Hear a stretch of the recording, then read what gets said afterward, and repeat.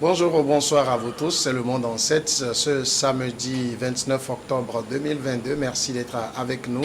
On va parler ce soir ce jour du Burkina Faso qui l'aime de forme un gouvernement de combat de 23 membres. On ira ensuite du côté du Sénégal où la société civile met la pression sur le président Macky Sall pour qu'il renonce à son projet de troisième mandat. Nous parlerons ensuite du Togo, l'Alliance nationale pour le changement, qui perd son premier vice-président Patrick Lawson. Et après, on évoquera également le retour peut-être de l'insécurité dans la capitale togolaise qui est confrontée également à de nouveaux braquages. Pour évoquer ce sujet, mes deux invités ce samedi, c'est Kosigan Akwete. Il est le président de l'association des jeunes pour le développement, AJD. Kosigan Akwete, bonjour. Bonjour Sam, belle retrouvaille ce matin. Il y a eu 3 jours, comme le disent les Béninois. Très ravi, bonjour à tous les téléspectateurs de Niwa TV. Et vivement de continuer par suivre cette chaîne qui donne la parole à tout le monde, à toutes les opinions. Merci beaucoup d'accepter l'invitation. Germain Sossou est face à vous. Germain Sossou, il est président des Forces socialistes de l'avenir, également conseiller municipal dans le Golfe 3. Germain Sossou, bonjour. Bonjour Samuel, bonjour chers compatriotes, et bonjour à toutes, bonjour à tous. Merci à vous également d'être notre invité. On va prendre tout de suite la direction du Burkina Faso. C'est notre premier sujet. Le gouvernement d'Apollinaire de Tambela a été formé. Le Premier ministre d'Ibrahim Traoré a dévoilé les noms des membres de son nouveau gouvernement. Un exécutif perçu comme cornaqué par les militaires au pouvoir. Ce n'est pas un gouvernement de dîner de gala. C'est ce qu'a déclaré donc le nouveau Premier ministre. Ils ne sont pas là pour faire joli. Il y avait urgence à tenter de faire taire la bronca qui est née le 25 octobre lors de la publication de la liste des gouvernements, puisqu'il y a un certain nombre de critiques, on en viendra tout de suite, mais on va écouter rapidement le nouveau Premier ministre du Burkina Faso, de Tambela. Comme vous le savez, n'est-ce pas, c'est un gouvernement de combat qui a été formé. Voilà. Ce n'est pas un gouvernement de dîner de gala. Et le président vient d'insister sur ce point encore ce matin. Alors donc, ce gouvernement aura principalement 3 objectifs. Le premier objectif, le principal et le prioritaire, c'est la sécurisation du territoire. C'est la sécurisation du territoire. Et ça, tout le monde peut y contribuer. Chaque Burkinabé qui se dit patriote peut y contribuer à sa façon.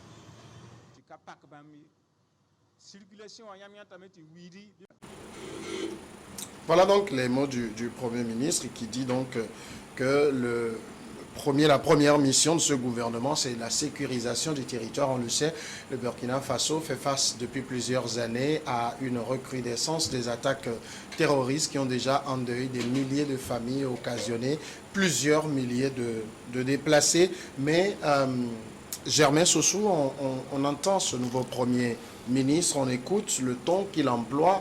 Il est présenté comme un sankariste. Déjà même quand il dit que la sécurisation du territoire, c'est l'affaire de nous tous, ça fait tout de suite penser à Thomas Sankara qui disait des choses comme ça. Aujourd'hui, à travers sa nomination, est-ce que le Burkina Faso a simplement envie de retrouver la fièvre sankariste? Merci. Au-delà de la fièvre sankariste, mais avec votre permission, je voudrais souhaiter à notre frère une très bonne chance. Et quand bien même tout à l'heure nous allons essayer de tenter de comprendre l'homme et sa vision. Vous savez qu'après 30 ans de démocratisation, les peuples africains dans leur majorité n'ont plus véritablement foi aux partis politiques. Ce n'est pas la première fois que des élections libres, si on peut les appeler ainsi, des gens comme vous et moi, n'ayant pas véritablement des appuis politiques aussi solides, mais qui ont la parole, arrivent au poste de responsabilité, parce que bien avant, il y a déjà eu un cas dans le pays Maghreb. Mais à votre question de savoir, est-ce que ce n'est pas véritablement les sankaristes qui reviennent au pouvoir? Il faut d'abord dénoter que le temps a passé. Il y a beaucoup de choses qui sont pas. Vous savez, c'est une chose de se glorifier de la mémoire d'un individu qui a vraiment tenté de sortir l'Afrique de ses lorgnères. Mais une chose aussi de faire attention que depuis son départ à cette époque, beaucoup de choses ont changé. C'est-à-dire, est-ce que le président Sankara, si jamais il devait revenir, ce qui est impossible, aujourd'hui qu'il devait avoir les rênes, ce qu'il avait proposé dans s'il le propose, est-ce que ça va vraiment prendre la route? C'est ça la question. Mais qu'à cela ne tienne, vous savez, le Burkina traverse, c'est un pays frontalier à nous-mêmes, et donc tout ce que nous souhaitons, c'est que cela marche, parce que plus il y a la paix au Burkina, nous au Togo, nous avons la paix, donc notre objectif c'est d'accompagner. Mais pour autant, comme je l'ai dit, nous sommes des acteurs d'opinion, des acteurs de la société civile, des acteurs politiques. C'est important également de comprendre les hommes. Vous savez, et cet exercice, parfois nous le faisons pour que l'ensemble de nos compatriotes puissent nous suivre. Vous savez, ce qui se passe au Burkina aujourd'hui est une première. Quand je dis une première, parce que je ne sais pas si anthropologiquement parlant, les gens font attention pour se rendre compte que vous avez donc une situation aujourd'hui au Burkina Faso où un chef d'État prend le pouvoir, c'est vrai, à la suite d'un coup d'État, mais qui est porté d'un âge véritablement minime. Vous savez, il a pratiquement 35 ans. C'est le plus jeune président du monde actuellement. Bon, voilà. Et donc, non seulement ça, mais ce n'est pas quelqu'un qui a aussi l'expérience du pouvoir d'État. Il a pour fonction les armes, mais il n'a pas la fonction, il n'a jamais fait la fonction politique. Donc, il faut que les gens retiennent ça. Donc lui aussi, en étant président, il vient, mais il vient davantage pour apprendre, mais il vient se servir également de gens qui sont autour de lui pour avancer. Ils n'ont même un Premier ministre qui a 64 ans. Donc vous voyez déjà, il a 64 ans, mais qui lui, n'a jamais aussi, à proprement parler, n'a jamais exercé la fonction d'État. Vous savez, à la tête de l'État burkinabé, deux personnalités d'âge différents, mais qui sont novices. Oui. Vous voyez? Et vous avez donc un Premier ministre qui, très tôt, comme nous, volubile comme nous, un peu, au début des événements, qui dit l'actuel président de la République n'a pas besoin d'un Premier ministre. Vous savez, il a dit. Mais par la suite, il est nommé Premier ministre, il accepte. Vous savez, en anthropologie, lorsque vous voulez diriger, lorsque vous avez, si vous laissez tomber ces aspects, vous ne pouvez pas comprendre l'élan d'un homme. Parce que quand quelqu'un dit non, ce qui se passe là, après, non, il n'a pas besoin d'un Premier ministre. Il doit avoir le pouvoir. Parce qu'il dit que s'il y a un Premier ministre, ça va faire les lourdeurs. Et qu'il accepte d'être nommé Premier ministre, ça veut dire que c'est un défi pour lui-même. Parce qu'au-delà des objectifs cités tout à l'heure, il faut aussi compter sur les hommes qui vont diriger donc l'État. Donc il le dit. Donc est-ce que, pour répondre maintenant à votre question, est-ce que véritablement c'est les Sankara, je vous dirais oui ou non? Oui ou non, parce que le président de la République certainement a vu à un homme qui, au-delà de la fibre sankariste, mais qui a eu des propos plus ou moins neutres, qui dit il ne faut pas quitter les autres pour se donner, mais en même temps il faut faire les forces. Donc je crois que c'est sur ça qu'il joue. Et on reviendra pour peut-être donner dans le Consigliere Akwete, c'est Apollinaire Joachimson qui est l'aime de Tambela, le nouveau Premier ministre. C'est pas quand même un inconnu des Burkinabés parce qu'il a fait beaucoup de plateaux où c'est un homme qui est un libre penseur, qui dit ce qu'il pense. Il est présenté comme quelqu'un d'incorruptible. Bref, le parfaite image de ce que décrivait Thomas Sankara de son temps. Et ironie du sort, le nouveau président de la transition a le même âge que Thomas Sankara quand il prenait le pouvoir. Est-ce que vous voyez beaucoup de parallèles aujourd'hui entre la société burkinabé d'aujourd'hui et celle qu'elle était sous Sankara à l'époque? Vous savez, quand nous prenons notre temps d'aujourd'hui comparé à celui de Sankara, l'eau a coulé sous le pont. C'est de différentes réalités. Aujourd'hui, le monde est confronté par différentes crises, ce qui fait que même s'ils ont les fibres de Sankara, la situation diffère. Et puis, c'est des gens qui savent haranguer la foule, qui, par le passé, mobilisent les jeunes contre le pouvoir d'État. Par leurs pensées, ils décrient un peu tout ce qui se fait mal, selon eux. Maintenant qu'ils sont aux affaires, je crois qu'ils vont d'abord, peut-être rencontrer certaines difficultés au départ, mais si ils ont la cohésion, l'harmonie dans le groupe. Et quand ils vont se fixer des objectifs clairs pour d'abord reconquérir les territoires perdus, je crois que ça fait 40%, ce serait déjà un bon travail à leur niveau. Mais est-ce que parce qu'on appartient à la pensée de Sankara, suffit pour qu'on ramène la paix au Burkina Faso? Je ne le pense pas. Et puis, il faut d'abord trouver une solution à la société civile qui pousse encore des gens dans les manifestations, comme quoi il faut faire partie la France tout de suite, il faut alors avoir le partenaire russe. Est-ce que ça, là aussi, n'est pas un piège? Parce que si j'ai suivi un peu le départ de Damiba, ce que les chefs religieux ont demandé au nouveau président du Burkina Faso, c'est qu'il peut diversifier les partenaires du Burkina sans pour autant demander à un partenaire ou vilipender un partenaire, le demander de partir tout de suite. Maintenant, je crois que ceux qui alors continuent par encourager les manifestations ou organiser des manifestations contre la France sont ceux-là qui n'ont pas peut-être trouvé gain de cause dans la formation de ce gouvernement et peut-être dans le conseil parlementaire qu'ils ont mis en place. Oui. Maintenant, je vois aussi un peu de naïveté quand ils disent que les membres de cette assemblée-là ne seront pas payés. Je dis, est-ce que le travail peut être bien fait? Parce que nous savons que les députés ont un émolument à chaque fin du mois pour pouvoir se nourrir et faire le travail législatif. Maintenant, quand eux n'auront rien et que les membres du gouvernement sont seulement à 23, bon, je lis déjà une politique de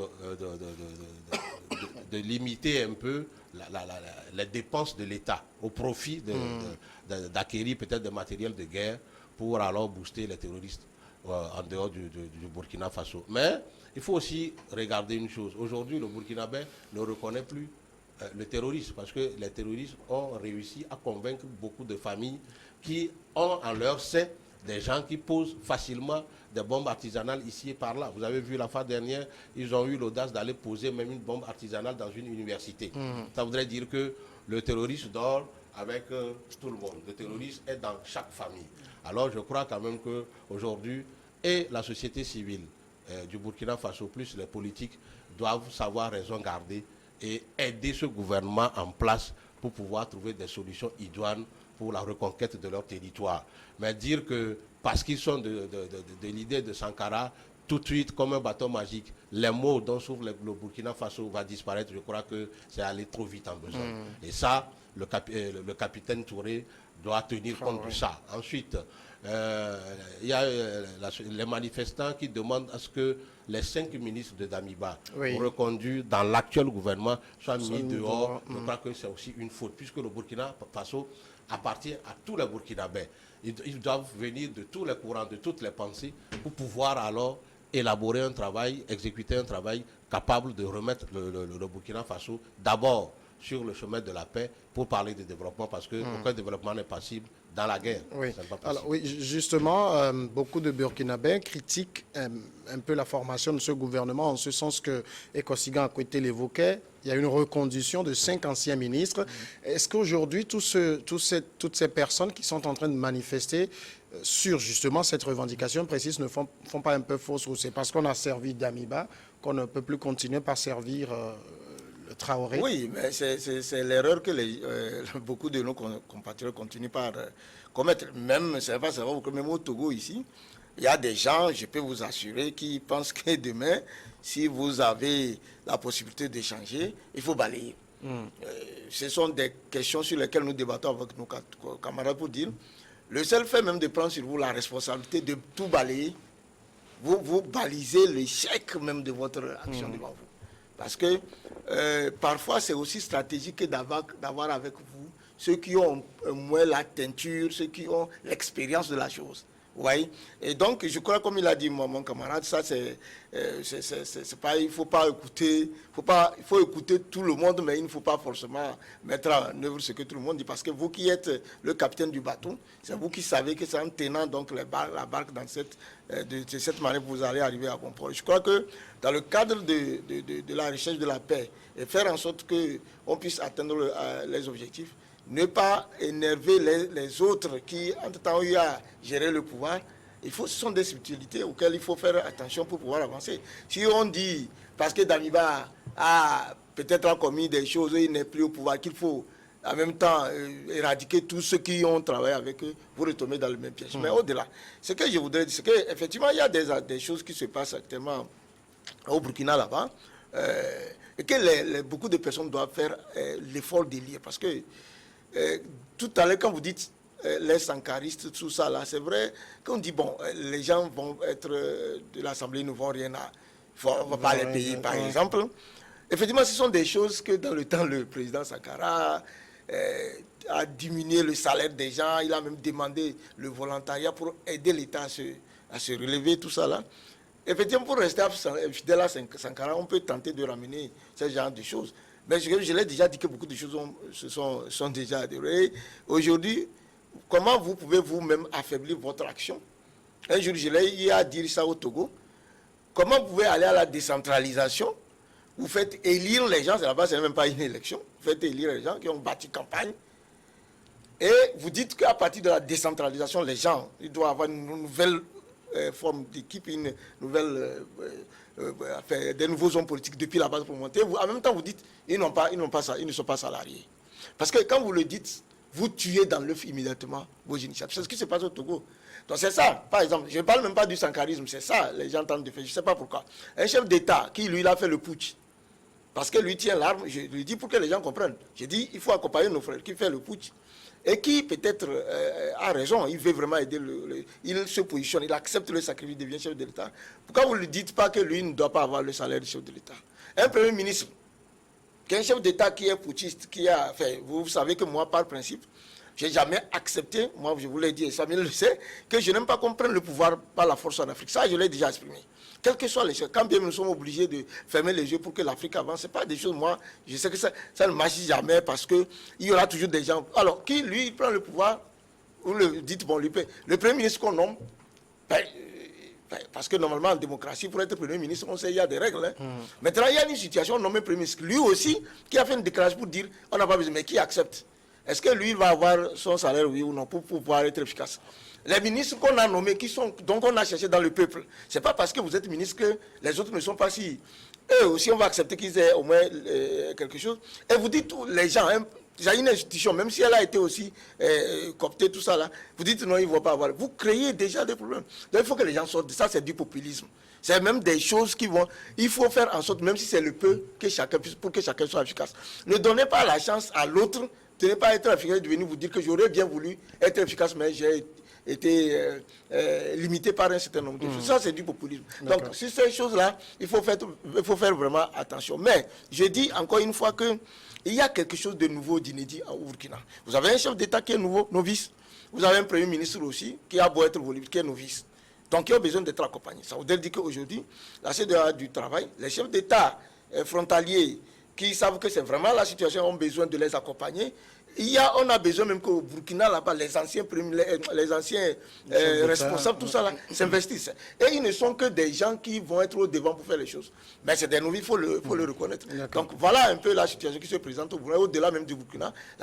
Les pays frontaliers, toutes les bonnes volontés doivent accompagner et que les règles soient respectées. Quel que soit le cas aujourd'hui, Kosiga, en côté, ce que les Burkinabés, eux, ils attendent, et le Premier ministre, il a bien compris, c'est de ramener la sécurité au Burkina Faso. Ah oui, c'est d'abord l'objectif principal, l'objectif primordial pour lequel le capitaine Touré a pris les rênes du Burkina Faso.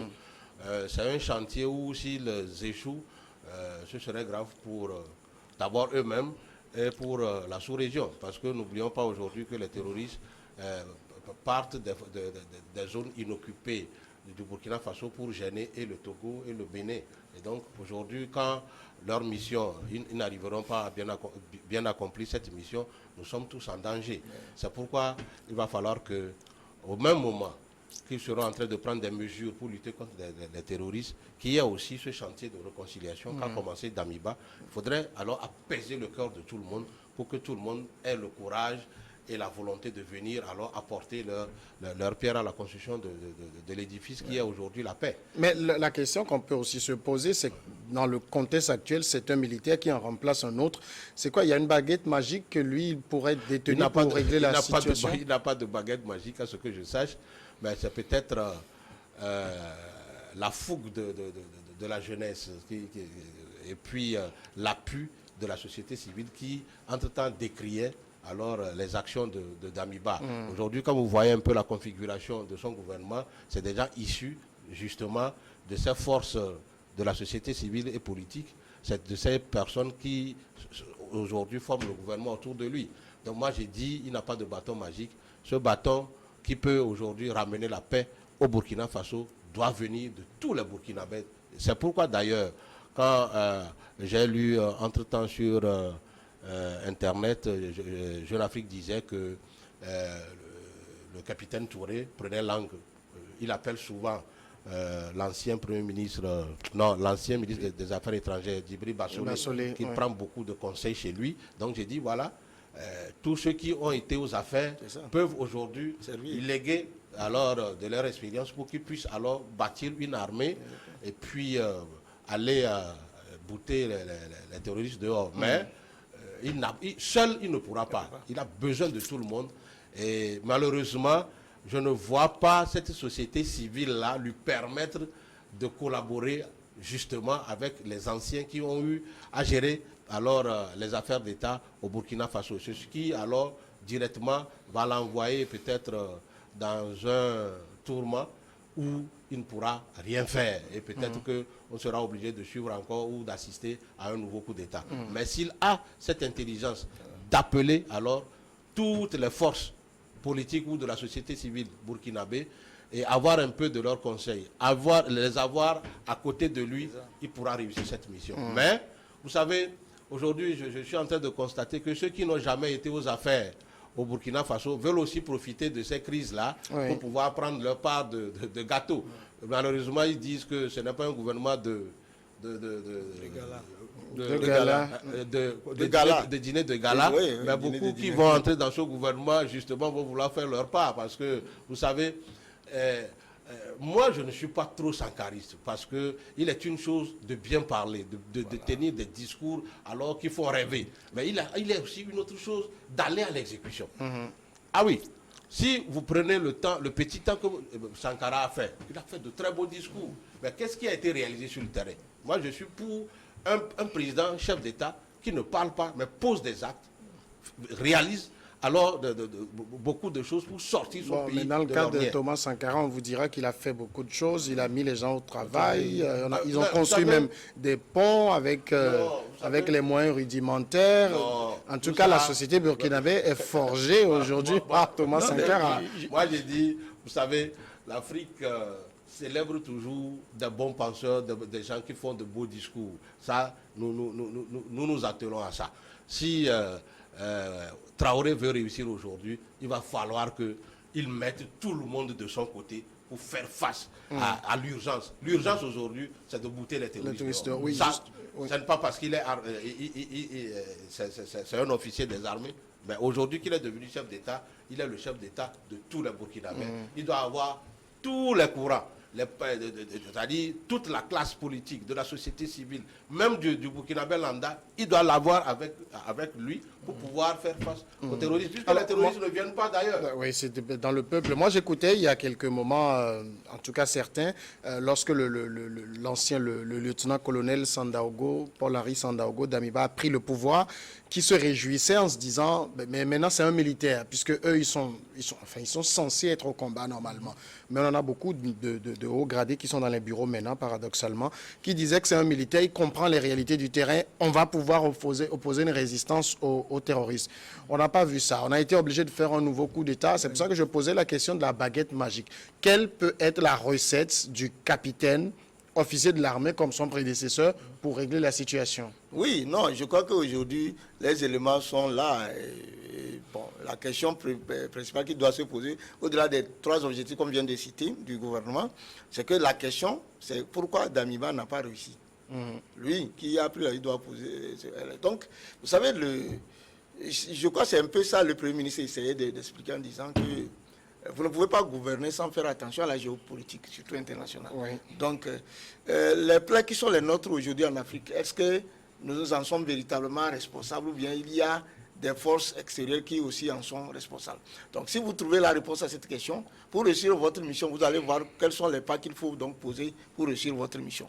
Donc, le problème, c'est quoi? Est-ce que c'est l'équipement qu'il vous manque pour véritablement faire face?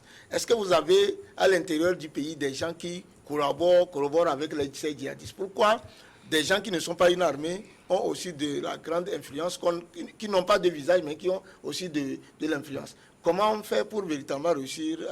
C'est quoi? Ce sont les questions. Maintenant, si vous vous rendez compte que vous seul, comme il disait tout à l'heure mon ami, vous ne pouvez pas, vous êtes obligé de faire en sorte pour que vous puissiez réussir. Mais je dis encore une fois que j'insiste avec votre permission que cet aspect qui nous est venu à l'esprit en disant certains vont être dotés de moyens, d'autres pas, parce que vous savez, c'est à cette assemblée qu'il faudra demander rapidement de légiférer pour avoir des moyens, pour acheter des armes, tout ce qu'il faut pour combattre donc ces djihadistes-là. Il faudra faire vraiment attention à cet aspect de la chose. Donc aujourd'hui, nous avions fait quand même un recul en arrière, quoi qu'on en dise. Quand on est rentré en démocratie, on pensait que on devrait avancer et en finir avec le coup d'État.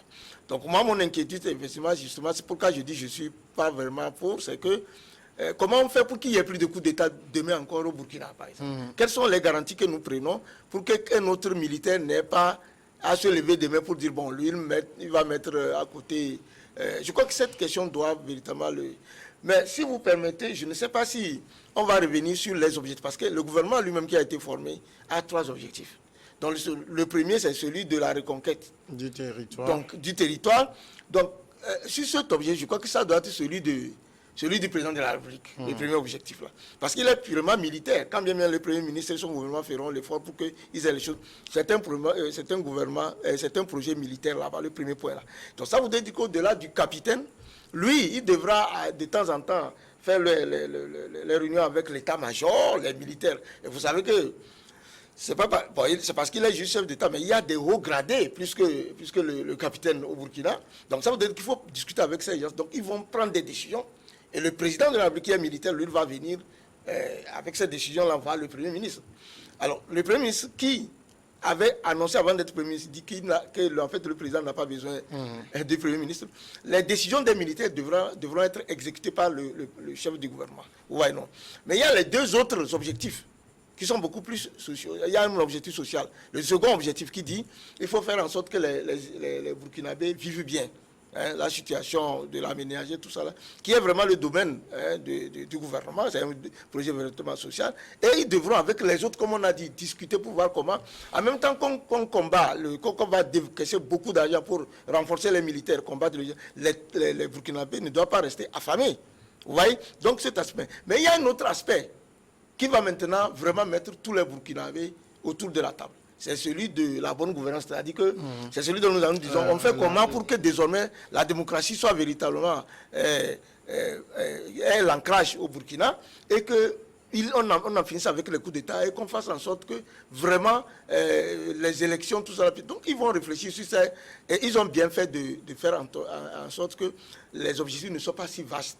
Et je crois qu'on va les juger par rapport à ces 3 objectifs qui sont fixés à la fin de la transition. Je crois que dans ça, si de nouveaux tests venaient, elle disait que d'autres, ceux qui ont conduit la transition ne peuvent pas, ou qu'ils ne peuvent pas. Il faut que tout soit clair pour qu'à la fin de la transition, si on peut arriver jusqu'à la fin, il n'y ait plus de problème, que le Burkina puisse redécoller. Voilà, donc je crois que ces aspects-là, ils ont quand même réussi à faire quelque chose sur lequel tout le monde va se focaliser et avec l'aide de tous les Africains, voir comment le Burkina pourra vraiment venir à bout de... Si vous permettez, on va évoluer maintenant vers le second sujet, c'est le Sénégal. On va parler maintenant de cette initiative de la société civile sénégalaise contre un 3e mandat éventuel troisième mandat du président Macky Sall.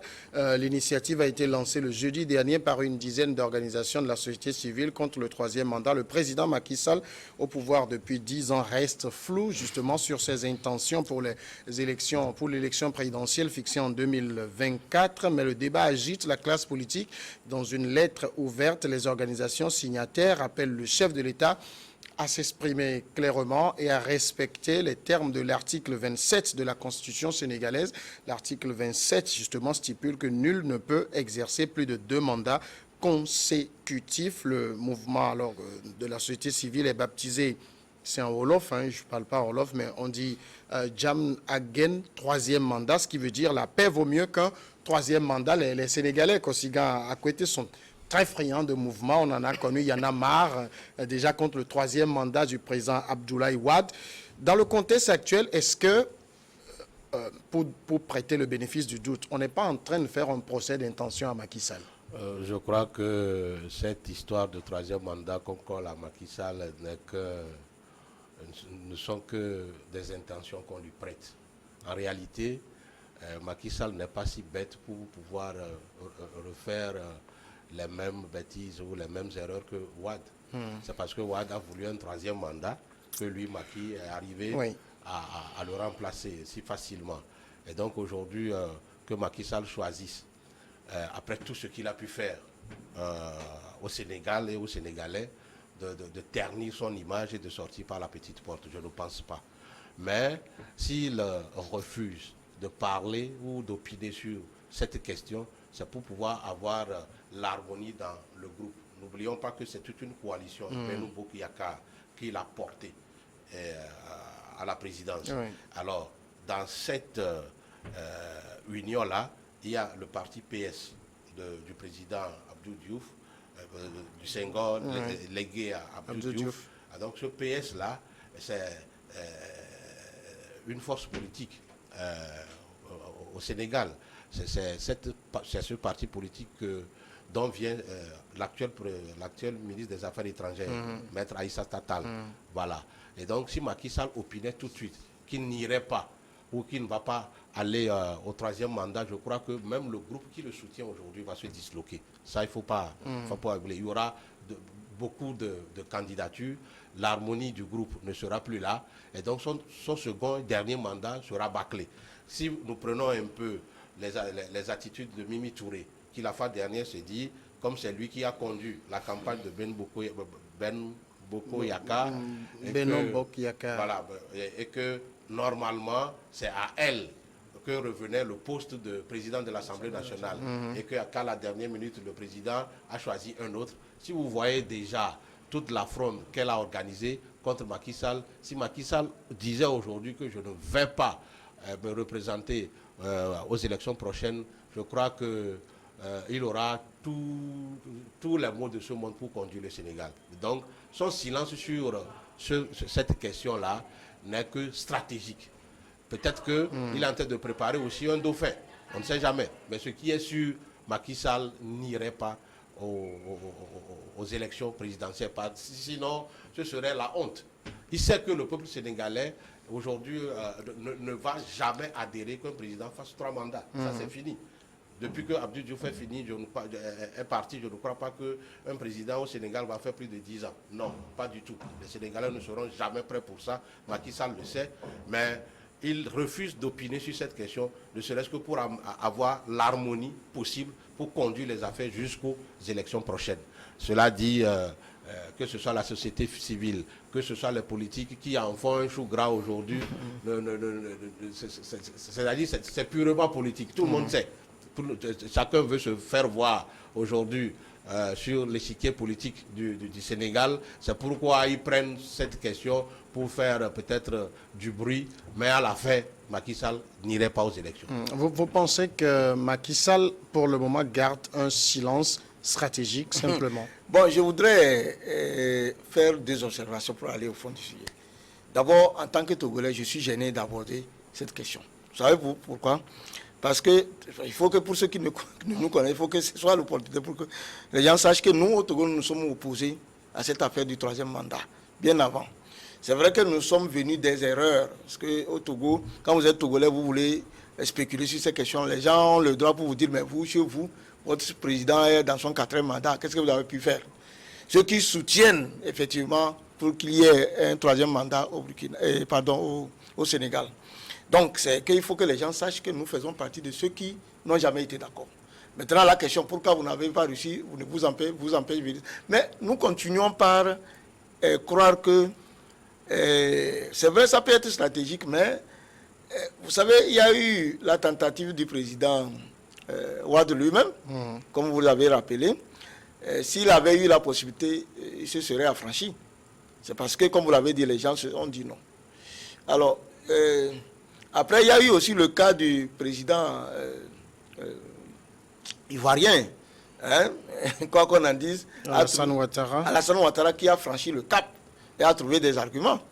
Il y a eu le cas du président guinéen qui a finalement, dont on a fait coup d'État, qui a aussi franchi. Et j'ai dit qu'avant tous ces cas que je cite, il y a eu le cas du Togo, dont les autres ont copié, parce qu'au Togo, c'est nous qui aurions dû être, c'est nous qui aurons donné le bon exemple.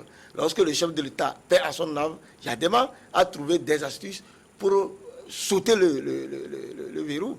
Et c'est ça qui fait qu'aujourd'hui, du père en fils, le président actuel est en train d'être dans son 4e mandat, lui, après même les 3 mandats de son papa. Voilà.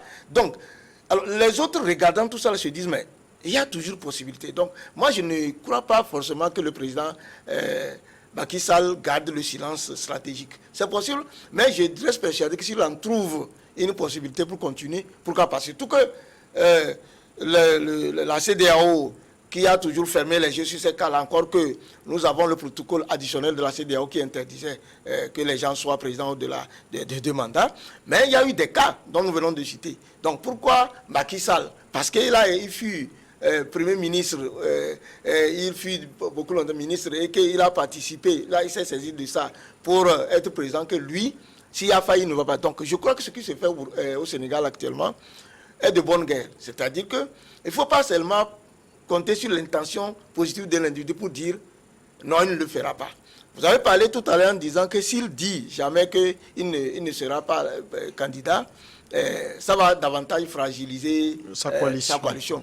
Mais qu'est-ce qu'il a aujourd'hui en politique, qu'est-ce qu'il a vraiment à perdre? Disons-nous la vérité. Mais s'il est dans une logique de dauphinat, il a intérêt aussi à maintenir la coalition. Voilà, donc à partir de cet instant-là, c'est ça. Parce que, parce que ce sont les trucs cachés.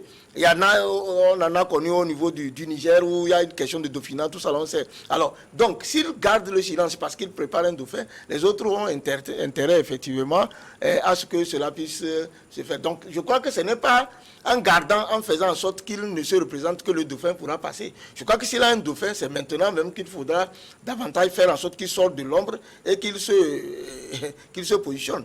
Mais plutôt, le dauphinat est considéré dans d'autres pays comme moyen pour rester au pouvoir. Quand vous prenez le cas de la Côte d'Ivoire, c'est parce qu'on dit le dauphin est décédé qu'il fallait donc se repositionner. Donc, si vous dites, on parle du dauphinat, si donc c'est le président sénégalais trouve un dauphin, et qu'entre-temps, à 2 mois, lui devenait grabataire, il est mal, je ne le souhaite pas. Ben, il va dire, mais il y a, comment on appelle ça en droit, jurisprudence en Côte d'Ivoire, et le dauphin a été décidé, donc je vais passer. Donc il faut immédiatement, quand on connaît, les hommes politiques, au-delà des paroles, c'est des actes. Quand quelqu'un pose des actes, vous devez être capable de lire les actes. Et si les Sénégalais comprennent déjà que le président Macky Sall a l'intention de briguer, c'est leur devoir d'alerter, de commencer par crier et de faire en sorte que... Alors, vous avez évoqué tantôt la position actuelle de l'ancienne première ministre Mimi Touré, Aminata Touré de son vrai nom, qui a dit que... Parce qu'aujourd'hui, tout le monde parle de ce 3e mandat-là. Il y a peut-être que Macky Sall qui ne parle pas, mais Mimi Touré est dans le camp de Macky Sall. Donc ça veut dire que certainement dans le camp de Macky Sall, ça fait débat aussi. Oui. Est-ce que le patron a envie de se représenter? Non, j'ai dit pour le moment, Macky Sall ne ferait pas cette erreur-là. Il ne va pas se représenter. Mais il maintient le suspense, ne serait-ce que pour avoir la main mise, la main. Mais écoutez ce que dit par exemple Mimi Touré, elle dit, il doit se prononcer. Clairement. C'est-à-dire que même dans son cas, qu'il ne se prononce pas pour le moment. Puisqu'il a au moins... Est-ce que ça ne divise pas plus le camp que ça ne devrait l'unir? Non, vous savez, lui seul sait ce qu'il fait, puisqu'il maîtrise ceux avec qui il travaille. Peut-être que si tout de suite il opinait sur cette question-là, et que même la coalition qui le porte arrive à se disloquer, il aura de problèmes à finir son mandat. Donc, je crois qu'il sait ce qu'il fait. Au moment venu, il s'agit des affaires de l'État, il ne s'agit pas... Au moment venu, il va parler, parce que vous savez... Mais là, il y a déjà division, il vient de perdre Mimi Touré, et il a perdu par la même occasion la majorité absolue. Oui, mais vous savez, la politique sénégalaise se fait chez les marabouts. C'est là aussi une réalité. Chez les marabouts, tout se conclut chez le marabout. Mais je dis, Macky Sall ne peut pas alors faire tout ce travail au Sénégal pour sortir par la petite porte. Parce que si d'abord il décidait aujourd'hui d'aller aux élections, il ne trouvera personne, même dans cette coalition, ni Youssou N'Dour, ni le PS, ni les autres même les gens de son APR, personne ne le soutiendra. Et donc moi j'ai dit, ce n'est même pas une question sur laquelle on va trop parler. Ce qui est sûr, il n'ira pas aux élections. Mais il est dans la logique de garder au moins l'unanimité autour de la coalition qui le porte, ne serait-ce que pour finir bien son mandat. Oui, Samuel, je voudrais avec votre mission dire quelque chose. Vous savez, quand les gens demandent qu'ils se prononcent, en politique aussi, se prononcer, ça ne veut absolument rien dire. Hein. Vous savez, l'exemple du Togo, le chef de l'État, paix à son âme, avait dit, je ne vais pas... Parole de militaire. Oui, j'ai donné ma parole de militaire. Je ne vais pas modifier la constitution. Moi, je vais quitter le pouvoir. C'était l'ancien président, quand il était venu au Togo, l'ancien président français, Jacques Chirac, qui était au Togo, il a dit. Mais ça n'a pas empêché le président, il y a des paix à son âme, de modifier la constitution. Ouattara l'a dit, il dit, c'est le temps de la jeunesse. Mais il est toujours au pouvoir. Donc, quand les gens demandent à un politicien de se prononcer, ça ne veut rien dire. Mais là où ça a une force, c'est que au point de vue de l'opinion, vous vous discréditez. Vous voyez, non? Par exemple, Ouattara, aujourd'hui, quelque chose qu'il a, ça reste attaché à son parcours. Que les gens retiendront toujours qu'il n'a pas tenu parole. Quel que soit le juge, il a dit publiquement qu'il ne sera plus, il va passer là, il ne l'a pas fait, il est toujours président. Le chef de l'État chez nous, c'est parce qu'il est décédé. L'histoire retient qu'il a dit publiquement qu'il donne sa parole de militaire, mais il a modifié la constitution, il est resté au pouvoir jusqu'à ce qu'il ne meure. Donc, quand Macky Sall donne sa parole, ça ne va rien s'il a l'intention de passer. Ben, plutôt, s'il dit je ne me présente pas, ça va, même ceux qui sont novices vont aller dormir sur les relais, s'il a pas, il va passer. Donc, moi, je crois que se prononcer, ça ne veut absolument rien dire. Je crois qu'il faut toujours continuer par travailler et amener. Je pense vraiment qu'au sommet de l'État, il y a toujours quelque chose qui est secrète là, que nous les névisons, on ne connaît pas, que les gens de bonne volonté, quand ils arrivent, ils changent leur parole. Parce qu'on ne comprend jamais comment des gens, y compris même Alpha Condé, qui ont véritablement rassuré les Africains pour dire « je viens pour que la démocratie s'installe en Afrique », décident de passer. Donc, qu'est-ce qu'il y a là-bas à la présidence de la République qui fait que des gens veulent rester comme grabataires président. Dans d'autres, si vous avez suivi, dans d'autres, les gens n'arrivent même pas à marcher, on les tient comme ça. Mais ils veulent être candidats. En Afrique, un peu partout. Je ne sais pas qu'est-ce qu'il y a aussi au sommet de l'État pour que les gens ils en viennent. Donc voilà, ce n'est pas en Afrique que les gens vont être aussi Macky Sall a une faille, il y restera. N'en déplaise qu'il a combattu Ouad pour qu'il ne soit pas le troisième mandat. Lui, il est un politicien. S'il y a faille, si les Sénégalais dorment et il a faille, s'il faut même rester président à vie, il restera. C'est comme au Togo, s'il n'y a pas possibilité de stopper le chef de l'État, il restera président à vie. Vous pensez qu'il va quand même y avoir, parce que la présidentielle au Sénégal, c'est en 2024, mais en politique, ça va très vite. Ouais. Est-ce que le moment va venir où il va s'exprimer? Il va devoir s'exprimer. Il va s'exprimer. Surtout quand nous serons peut-être dans la dernière année de son 2024, de son mandat. Il va opiner dessus. Ça, je vous dis, il va opiner dessus. Et ensuite, il faut commencer déjà par lire. Quand Macky Sall est en train d'exhiber aujourd'hui l'amnistie pour Karim Ouad et Khalifa Sall, l'ancien maire de Dakar. Oui. Alors, tout ça là, je dis, c'est des stratégies politiques pour faire aussi peur un peu. Non, mais à où Barthélémy. endormir les autres, Ah, voilà, c'est tout. pour faire peur un peu à Barthélémy Diaz et Ousmane Sonko. Ousmane Sonko, Parce que si ces deux mastodontes se voient se libérer dans la scène politique aujourd'hui, ça veut dire que Sonko n'a plus trop de chance, ni Barthélémy Diaz, puisque ce sont les deux aujourd'hui qui ont le vent en poupe. Maintenant, cela dit, il faut aussi penser peut-être que Macky Sall noue peut-être une alliance avec l'un d'eux. Voilà, c'est aussi... Avec quand on parle de... Vous savez, à l'heure actuelle, toutes les hypothèses sont possibles. Mais bien sûr, quand on parle de... C'est pourquoi il ne s'est pas enfermé Dauphinat, dans le une Dauphinat, logique le de Dauphinat. dire, je ne veux pas. C'est-à-dire là, le garde étudie pour le moment. Le alors, Dauphinat. quelle stratégie faut-il appeler, faut-il utiliser, avec qui? Alors, il faut nouer peut-être une alliance pour soigner mon derrière. Voilà. Il y a aussi ça, parce que n'oublions pas que Macky Sall, c'est un produit de Maître Wade. Oui. Lui et Idrissa Seck. Or, Idrissa Seck aujourd'hui n'est plus présidentiel. Oui. Voilà. Donc, aujourd'hui, à travers Maître Wade, le gars peut aussi nouer alors une relation avec Karim Wade, ne serait-ce que pour que les gens de l'APR alors puissent le porter. Alors, pour ce faire, il doit prendre le temps pour convaincre la majorité de ceux qui le soutiennent pour peut-être une éventuelle coalition avec eux. Voilà, avec ce que j'aime, qui va être porté, oui, voilà. Il va soutenir. Voilà. Ce que j'aime dans l'actualité sénégalaise, c'est que c'est toujours très passionnant d'en parler. Mais on va devoir marquer la pause. Le temps du journal, 10 minutes, et on sera de retour pour la seconde partie.